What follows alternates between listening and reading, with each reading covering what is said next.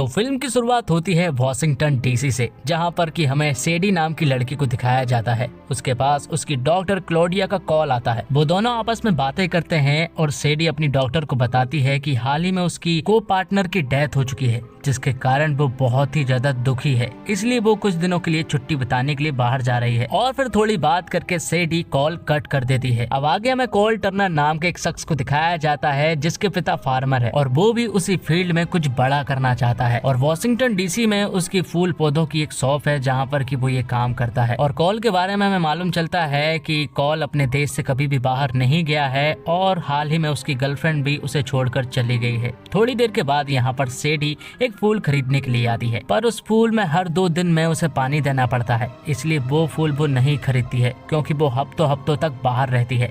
यहाँ पर दोनों आपस में बातें करते हैं, पर फिर भी सेडी वही फूल खरीदना चाहती है। तब कॉल उससे कहता है कि वो ये फूल ना खरीदे क्योंकि वो हफ्तों तक बाहर रहती है और हर 2 दिन में इसे पानी देना पड़ता है, इसलिए अगर तुम इसे खरीदोगी तो कुछ ही दिनों में इसकी जान चली जाएगी। इसके बावजूद सेडी वही फूल खरीद कर यहाँ से चली जाती है। अब यहीं पर काम करने वाली औरत टर्नर से कहती है कि वो लड़की काफी खूबसूरत थी, तुम्हें उससे और बात करनी चाहिए थी और तुम्हें उसका नंबर ले लेना चाहिए था, क्योंकि मुझे ऐसा लगता है कि जब तुम उससे बात कर रहे थे तो वो तुम्हारी बातों से इम्प्रेस हो गई है। ये सुनने के बाद तो कॉल तुरंत ही सेडी के पास जाता है और उससे बात करने की कोशिश करता है। यहाँ पर सेडी भी उसके आने से काफी खुश हो गई थी, जिसके बाद दोनों ही कॉफी पीते हैं। कॉफी पीते पीते दोनों आपस में बात कर रहे थे और एक दूसरे के बारे में जानने की कोशिश कर रहे थे। यहाँ पर कॉल उसे बताता है कि उसे फूल पौधों में बहुत इंटरेस्ट है, उसे फूल पौधे बहुत अच्छे लगते हैं और अगर कोई और चीज है तो वो है हिस्ट्री। उसे हिस्ट्री पढ़ना भी बहुत पसंद है। जिसके बाद वो सीढ़ियों के रास्ते रेस लगाते हैं और कॉल सेडी से कहता है कि अगर मैं जीता तो तुम मुझे अपनी सारी प्राइवेट बातें बताओगी।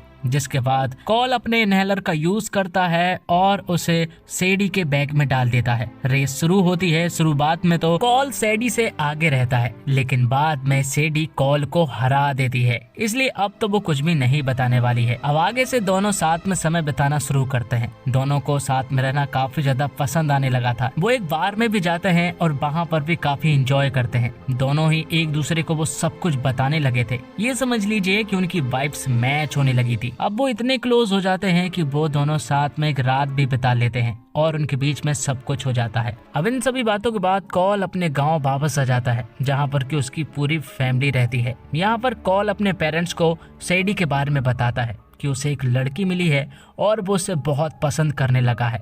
यहाँ पर उसकी फैमिली में उसके माता पिता के साथ उसकी बहन भी रहती है। उसकी बहन उसे कहती है कि वो गलती मत करना जो तुम हमेशा दोहराते हो, उसे मैसेज करके परेशान मत करना।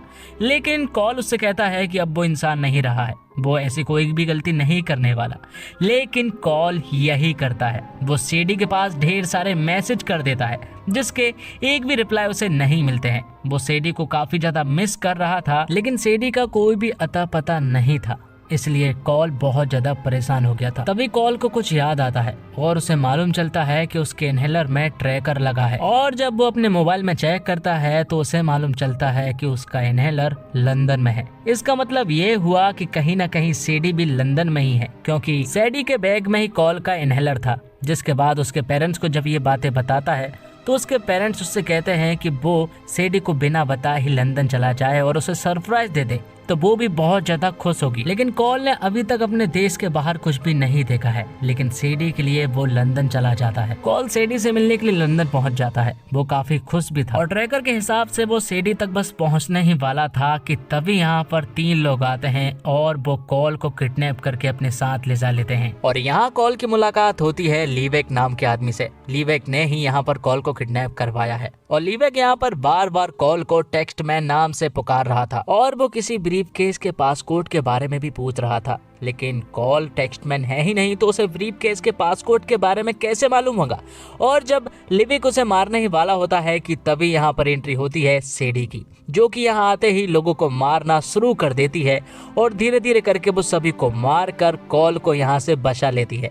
और जैसे ही कॉल और सेडी बाहर आते हैं तो कॉल को मालूम चलता है कि वो वॉशिंगटन या फिर लंदन में नहीं है, बल्कि वो तो पाकिस्तान में है और यहाँ पर भी उनके ऊपर एक जोरदार अटैक होता है। तो सेडी और कॉल किसी तरह से यहाँ पर बचने की कोशिश करने लगते हैं और कॉल को तो कुछ भी समझ में ही नहीं आ रहा था कि आखिर वो यहाँ पर क्या कर रहा है, क्योंकि वो तो अपनी गर्लफ्रेंड को सरप्राइज देने के लिए आया था। और अगर कोई इंसान अपनी गर्लफ्रेंड को सरप्राइज के बदले में उसे ये तोहफा मिले तो कोई इंसान अपनी गर्लफ्रेंड को सरप्राइज दे ही ना। कॉल यहाँ पर सैडी के लिए एक कैक्टस भी लेकर आया था उसे गिफ्ट देने के लिए, लेकिन उस कैक्टस ने हाल ही में उसने किसी की जान ली है।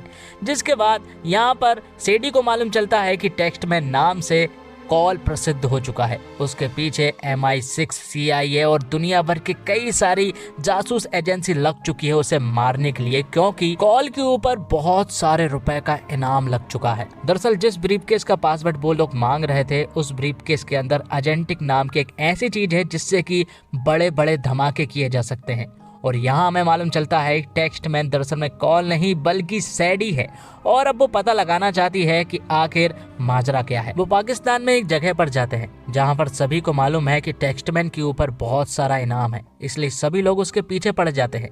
यहाँ पर सैम उसके पीछे आता है और वो उन्हें अपने साथ ले जाने लगता है, क्योंकि वो भी इनाम चाहता है। और जब वो उसे अपने साथ ले जा रहा था तभी एक आदमी उसके ऊपर अटैक करता है और फिर इन लोगों को वो अपने साथ ले जाने लगता है। जब जैसे ही वो कार में बैठते हैं तो कार में यहाँ पर एंट्री होती है बकी की। बकी यहाँ पर उस कार वाले आदमी को मार देता है और वो उनसे कहता है कि यहाँ से अब हम हमारी कार से जाएंगे।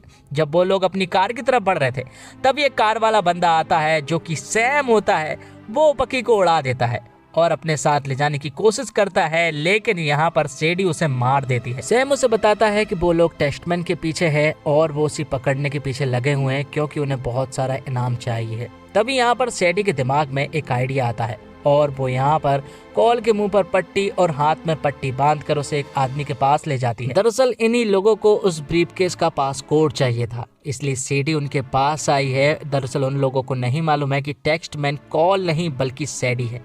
तब वो यहाँ पर एरोप्लेन में तो बैठ जाते हैं, लेकिन यहाँ पर वैगनार को मालूम चलता है कि ये दोनों तो साथ में हैं क्योंकि उनकी कुछ मोबाइल की फोटोज उसने देख ली थी। तब यहाँ पर एक जोरदार फाइट होती है, सैडी को गोली लग जाती है। तब यहाँ पर कॉल उसे अपने साथ एक पैरासूट में बांधकर एक जगह पर ले जा लेता है। वो एक आइसलैंड पे थे जहां पर कि जब सैडी की आंखें खुलती है तो वो यहाँ पर अपने पास ब्रीफकेस को देखती है और वो बहुत ज्यादा खुश हो जाती है क्योंकि ये ब्रीफकेस उसके लिए बहुत ज्यादा इंपॉर्टेंट था। थोड़ी देर आइसलैंड में गुजारने के बाद यहाँ पर भी वो लोग अटैक कर देते हैं और एक तरफ आर्मी भी आ चुकी थी। उनके बीच में फाइट होना शुरू हो जाती है, लेकिन तभी CIA के लोग यहाँ पर पहुंचकर इन लोगों को अपने साथ ले जाने लगते हैं। दरअसल CIA को ऐसा लग रहा था कि सैडी जो है वो इस ब्रीफकेस को हवाले करने चाहती है उनकी तरफ और उनसे पैसे ऐंठना चाहती है, जबकि ऐसा कुछ भी नहीं था। और यही सारे सवाल वो लोग कॉल से भी पूछते हैं। यहाँ पर जैक्सन नाम का ऑफिसर था जो कि ये सारे सवाल कॉल से पूछ रहा था।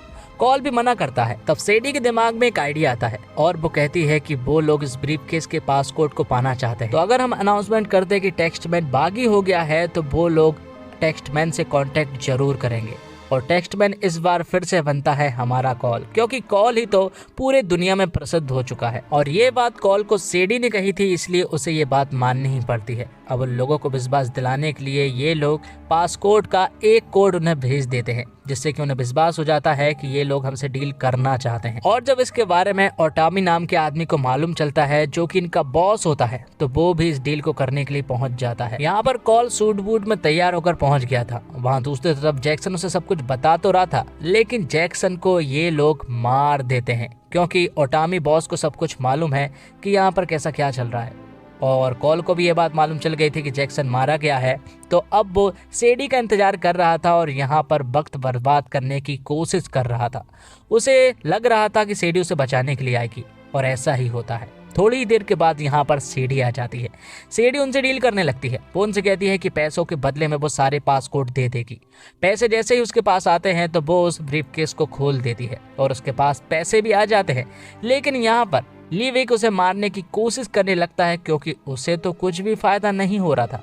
तभी यहाँ पर सैडी ने लीविक के ऊपर इनाम लगा दिया था $1 मिलियन का। तब सभी लोग लीवेक को मारने की कोशिश करने लगते हैं और इस अफरा तफरी में यहाँ पर एक जोरदार फाइट होना शुरू हो जाती है। और यहाँ पर सैडी की मुलाकात होती है हमारे रियान रेनॉल्ड से। यहाँ पर उसने उस ब्रीफकेस से एजेंटिक भी निकाल लिया था और कॉल दूसरी तरफ वैगनार से लड़ रहा होता है। हालांकि वो लड़ने में प्रोफेशनल नहीं था, इसके बावजूद वो सभी को बेरहमी से मार रहा था। और यहाँ वो एक साथ हो जाते हैं और साथ में मिलकर वो सभी लोगों को मार गिराते हैं और आखिर में उनकी जीत हो जाती है। अब वो दोनों हमेशा साथ रहने वाले थे, जिसके बाद कॉल उसे अपने पेरेंट्स से मिलाने के लिए जाता है, जहाँ पर कि उसके पेरेंट्स को सेडी बहुत ज्यादा अच्छी लगती है और अब वो हमेशा साथ रहने लगते हैं। और अब कॉल भी सेडी की वक्त वक्त पर मदद करने लगता है। सेडी जो भी CIA के काम करती है उसमें कॉल भी उसका हाथ बटाता है और इसी के साथ ये फिल्म यहीं पर खत्म होती है। दोस्तों उम्मीद करता हूँ आपको ये वीडियो पसंद आई होगी। वीडियो पसंद आई हो तो वीडियो को लाइक जरूर कीजिएगा और चैनल को भी सब्सक्राइब कीजिएगा। धन्यवाद।